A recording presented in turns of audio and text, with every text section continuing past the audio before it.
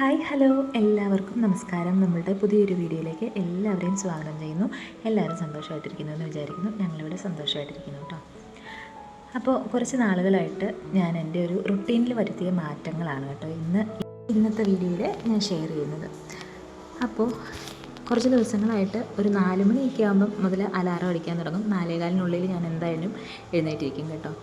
പിന്നെ 3 പേർക്കും ലഞ്ചും ഒക്കെ കൊണ്ടുപോകേണ്ടത് കാരണം രാവിലെ ലഞ്ചിൻ്റെയും ബ്രേക്ക്ഫാസ്റ്റിൻ്റെ കുക്കിംഗ് എല്ലാം രാവിലെ തന്നെ തീർത്ത് വെക്കും കേട്ടോ.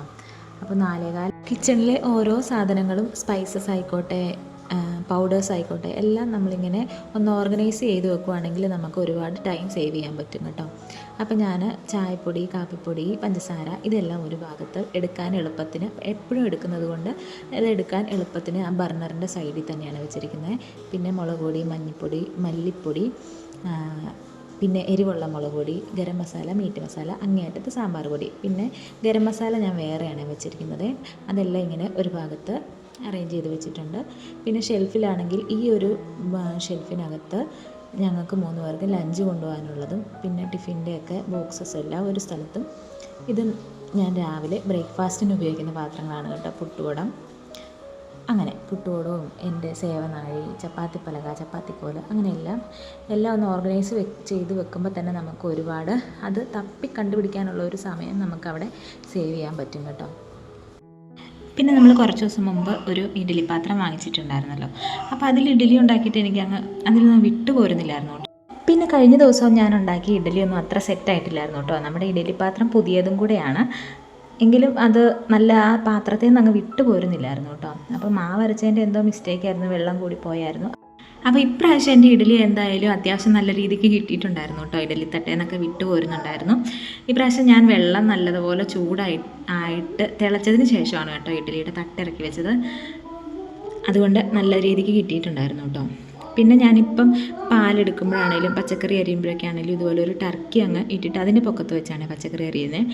അപ്പം ആ നമ്മുടെ കൗണ്ടർ ടോപ്പിൽ ഒത്തിരി അങ്ങ് വേസ്റ്റും വൃത്തികേടൊന്നും ആവില്ല കേട്ടോ. അങ്ങനെ ഇതാ ചായ ഇവിടെ തിളച്ച് വന്നിട്ടുണ്ട്. ഇപ്പം ഞങ്ങൾക്ക് 2 പേർക്കുള്ള ചായയാണ് എടുക്കുന്നത്. കുഞ്ഞ് എഴുന്നേറ്റ് വരുമ്പോഴത്തേക്കും അവന് പാല് കൊടുക്കും കേട്ടോ. അപ്പോൾ സാധാരണ ഞാൻ പച്ചക്കറിയൊക്കെ അരിഞ്ഞ് ഫ്രിഡ്ജിനകത്ത് എടുത്ത് വെക്കുന്നതാണ് രാത്രിയിൽ. ഇന്ന് നമുക്ക് ബീറ്റ്റൂട്ടാണ് കേട്ടോ. ഇന്ന് പിന്നെ സ്കൂൾ അവധിയുള്ള ദിവസമാണ്. അപ്പോൾ ഇന്ന് നമുക്ക് പോകണ്ട.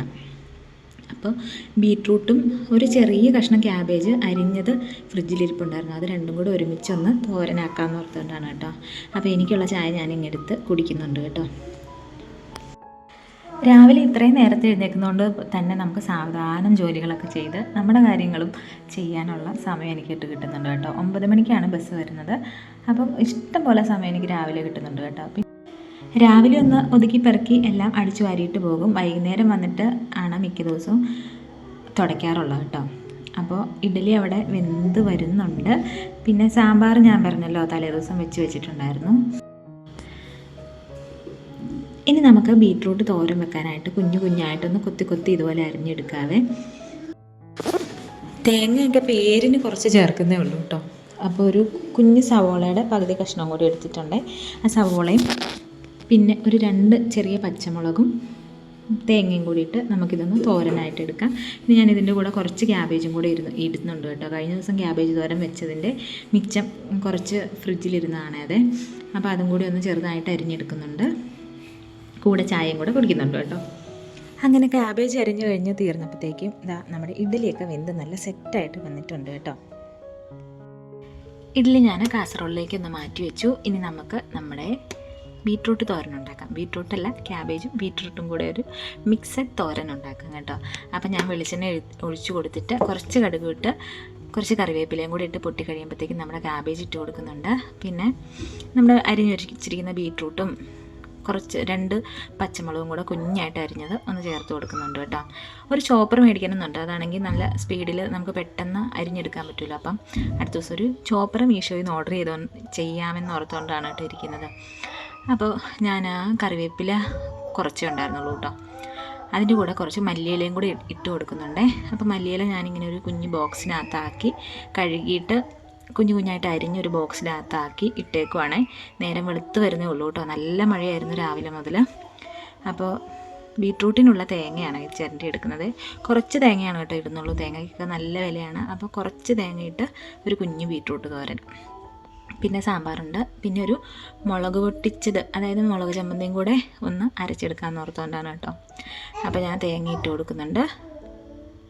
തേങ്ങയൊക്കെ ഇട്ട് കൊടുത്ത് കുറച്ച് കാശ്മീരി മുളക് പൊടിയും കുറച്ച് മഞ്ഞൾപ്പൊടിയൊക്കെ ഇട്ട് കുറച്ച് വെള്ളവും ഉപ്പുമൊക്കെ തളിച്ച് ബീട്രൂട്ട് തോരന് ഞാനവിടെ അടുപ്പത്ത് വെച്ചിട്ടുണ്ട് കേട്ടോ. അതവിടെ ഇരുന്ന് വേകട്ടെ.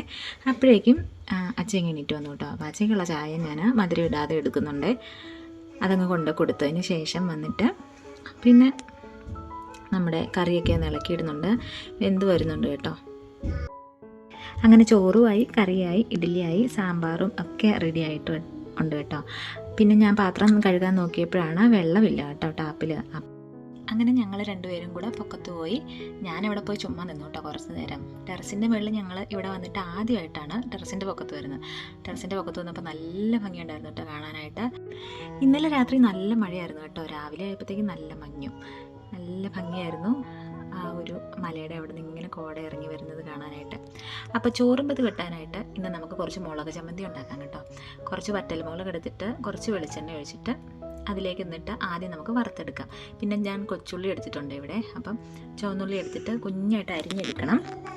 ആദ്യം തന്നെ വറ്റൽമുളക് നമുക്കൊന്ന് വറുത്തെടുക്കാം. വറുത്തെടുക്കുന്ന ആ എണ്ണയിലേക്ക് തന്നെ കുറച്ച് കറിവേപ്പിലയും കൂടി ഇട്ട് ഒന്ന് വഴറ്റിയെടുക്കാവേ. നമ്മൾ ഇട്ട് കൊടുക്കുന്ന വറ്റൽമുളകിൻ്റെ കളറൊന്ന് ബ്രൗൺ കളറായിട്ട് ഒന്ന് നല്ല മുരിഞ്ഞ് വരുമ്പോഴത്തേക്കും വറ്റൽമുളക് നമുക്ക് വേറൊരു പാത്രത്തിലേക്ക് മാറ്റി കൊടുക്കാം. എന്നിട്ട് നമ്മൾ ആ വെളിച്ചെണ്ണയിലേക്ക് തന്നെ കറിവേപ്പിലയും ചുവന്നുള്ളി കുഞ്ഞായിട്ട് അരിഞ്ഞതും കൂടെ ഇട്ട് വഴറ്റിയെടുക്കാം കേട്ടോ. ചുവന്നുള്ളി വലിയ കഷ്ണങ്ങളാക്കി ഇടരുത്, അതിൻ്റെ ഉൾഭാഗം നല്ല മുരിയില്ല കേട്ടോ. അപ്പോൾ കുഞ്ഞായിട്ട് അരിഞ്ഞിട്ടിട്ട് ഒരു ചെറിയ കഷ്ണം വാളംപുളിയും കൂടെ ചേർത്ത് കൊടുക്കുന്നുണ്ട്. പിന്നെ ഉപ്പും കൂടെ ചേർത്ത് കൊടുക്കുന്നുണ്ട്. ഇപ്പം ഞാൻ കുറച്ച് ഉപ്പാണ് ചേർക്കുന്നത്. നമുക്ക് വറ്റൽമുളക് പൊടിക്കുമ്പം കുറച്ചും കൂടെ ഉപ്പിട്ട് അരച്ചെടുക്കാം കേട്ടോ. അപ്പോൾ ഇതെല്ലാം നല്ലതുപോലെ ഒന്ന് വഴറ്റിയെടുക്കുക. ആ വെളിച്ചെണ്ണയിൽ തന്നെ നന്നായിട്ടൊന്ന് വഴണ്ട് വരട്ടെ കേട്ടോ. എന്നിട്ട് നമുക്ക് വറ്റൽമുളകൊന്ന് പൊടിച്ചെടുക്കാം. ചെറിയത് തരിയായിട്ടൊന്ന് പൊടിച്ചെടുക്കണേ. അപ്പോൾ പൊടിച്ചെടുക്കുമ്പോൾ ഞാൻ കുറച്ചും കൂടെ ഉപ്പ് ചേർത്ത് കൊടുക്കുന്നുണ്ട് കേട്ടോ. അപ്പോൾ നമ്മുടെ ചുമന്നുള്ളിയും പുളിയൊക്കെ നന്നായിട്ട് വഴണ്ട് വന്നിട്ടുണ്ട്. ഇനി നമുക്ക് നമ്മുടെ വറ്റൽമുളകൊന്ന് പൊടിച്ചെടുക്കാം. വറ്റൽമുളക് പൊടിച്ചെടുത്ത് കഴിഞ്ഞിട്ട് നമ്മൾ നേരത്തെ വഴറ്റി വെച്ചിരിക്കുന്ന ചുവന്നുള്ളിയും പുളിയും കറിവേപ്പിലയൊക്കെ ഈ പൊടിച്ച് വെച്ചിരിക്കുന്ന വറ്റൽമുളകിലേക്ക് ഒന്ന് ചേർത്ത് കൊടുത്തിട്ട് ഒന്നുകൂടെ ഒന്ന് അരച്ചെടുക്കാം കേട്ടോ.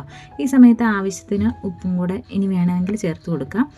അപ്പോൾ ഞാനിതൊന്ന് അരച്ചെടുക്കുന്നുണ്ട്. ഇനി ഇതിലേക്ക് നമുക്ക് നല്ല പച്ച വെളിച്ചെണ്ണ ചേർത്ത് കൊടുക്കാം കേട്ടോ. അപ്പോൾ നമ്മുടെ ചോറും പൊതിയിൽ ഇന്ന് മുളക് പൊട്ടിച്ചതും സാമ്പാറും ബീട്രൂട്ട് തോരനും അച്ചാറുമാണ് കേട്ടോ ഉള്ളത്. അങ്ങനെ നമ്മുടെ ചമ്മന്തി ഇവിടെ റെഡി ആയിട്ടുണ്ട്. ചമ്മന്തിയൊക്കെ അരച്ച് വെച്ച് കഴിഞ്ഞിട്ട് ഞങ്ങൾ രണ്ടുപേരും കൂടെ ബ്രേക്ക്ഫാസ്റ്റ് കഴിച്ചു കേട്ടോ. അപ്പോൾ ഇഡലിയുടെ കൂട്ടത്തിൽ സാമ്പാറും ആ മുളക് ചമ്മന്തിയും കൂടെ ചേർത്താണ് ഇഡലി കഴിച്ചത്. പിന്നെ ചോറും പൊതി കെട്ടി ബീട്രൂട്ട് തോരനും മുളക് ചമ്മന്തിയൊക്കെ വെച്ച് നല്ല ചൂട് ചോറും പൊതി റെഡി ആയിട്ടുണ്ട് കേട്ടോ. പിന്നെ സാമ്പാറും ഉണ്ടായിരുന്നു. അപ്പം ഇന്നത്തെ വിശേഷങ്ങൾ ഇത്രയൊക്കെയുള്ളൂ. വീഡിയോ ഇഷ്ടപ്പെട്ടെങ്കിൽ ചാനൽ സബ്സ്ക്രൈബ് ചെയ്യാൻ മറക്കരുത്, ലൈക്ക് ചെയ്യാൻ മറക്കരുത്, കമൻറ്റ് ചെയ്യാൻ മറക്കരുത്. പുതിയൊരു വീഡിയോ ആയിട്ട് നമുക്ക് വീണ്ടും കാണാം. അതുവരെ ബൈ.